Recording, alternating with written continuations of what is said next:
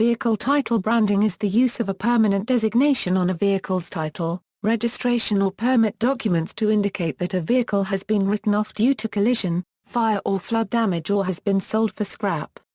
The designation or brand is mandatory in most provinces and states in North America when an insurer or vehicle owner writes off a vehicle as a total loss.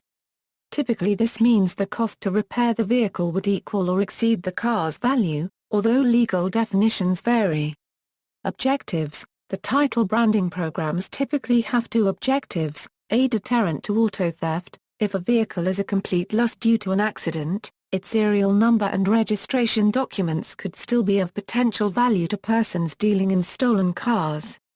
The diminished sale value of a title-branded vehicle reduces the profitability of switching the registration and VIN from an accident vehicle to that of a stolen vehicle of the same make and model year, in an attempt to register it as a rebuilt car and sell it.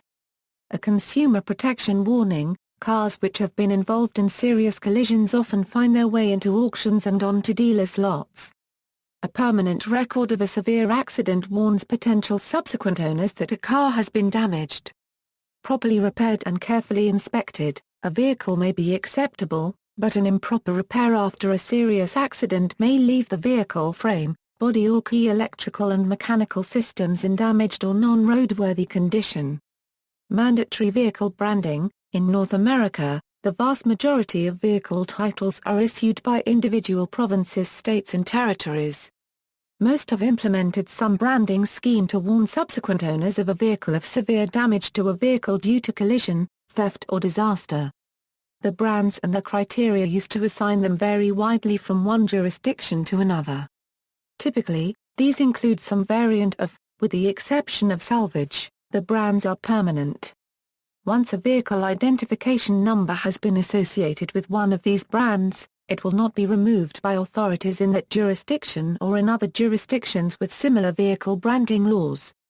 There is no consistent list of brands or of conditions under which they apply. What most U.S. states call junk, and most Canadian provinces call irreparable, can be labeled salvage in some other jurisdiction, either because the criteria are different or because the same brand has confusingly been given a different name.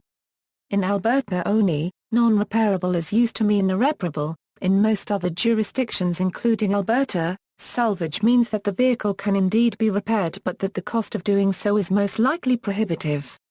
Issues and limitations: in North America, vehicle licenses are normally issued by individual provinces and states. Each operates under different regulations. In some cases, the criteria to define a total loss vary. Some base the cut-off amount on the nominal value of the vehicle in working condition, others look instead at the value of a working vehicle minus the value of a collision vehicle as scrap, salvage or parts. The percentage of the original value at which the total loss label is applied also varies. These differences are sometimes exploited by schemes such as title washing, in which a vehicle branded as junk in one jurisdiction is registered in another, moving from state to state until one state with slightly different regulations brands the same vehicle as salvage but repairable.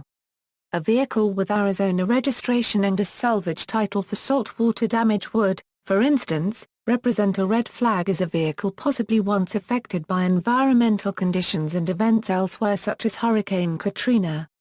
Vehicles with saltwater or hurricane flood damage often have severe corrosion and electrical problems which cannot be properly repaired, so are best avoided. The system also depends on the insurer or the owner of the damaged vehicle to provide information needed to determine the cost of damage to apply the brand to title, despite the fact that doing so will further reduce the vehicle's remaining resale value. Costs estimates are widely variable. If one estimate is based on factory new parts, another on new aftermarket parts and yet another based on junkyard parts, the numbers will vary widely, with further variance added based on who does the repairs. Damage to automotive unibody frames requires special expertise and equipment to measure, with factory tolerances typically as tight as 3 mm. While some vehicles may carry no warnings as to their history, others may be branded as total loss, when they could have been quite repairable in the hands of someone willing to install used parts and do the work at a more modest price. If a vehicle is branded as junk or irreparable in error, or importation paperwork indicates it is imported for parts, there may be no straightforward means provided in legislation to remedy these errors.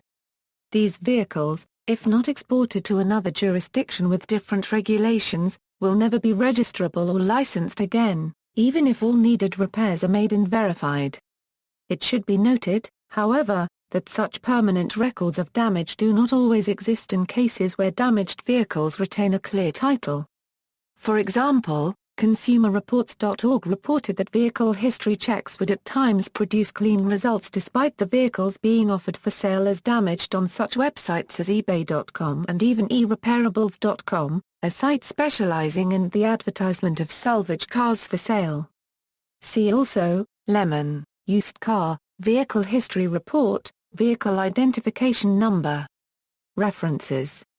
External links, Arkansas, Damaged Vehicle Title Regulations, Minnesota Title Branding Legislation, Kentucky Legislation, NY Department of Motor Vehicles, Ministry of Transport, Ontario, Société Copyright d'Assurance Automobile, Quay Copyright Beck, Wisconsin Department of Transport Consumer Protection Info, U.S. Federal Trade Commission Vehicle Buyback Disclosure Project, National Insurance Crime Bureau, Used Cars Hiding Flood Damage, CBS 5 San Francisco.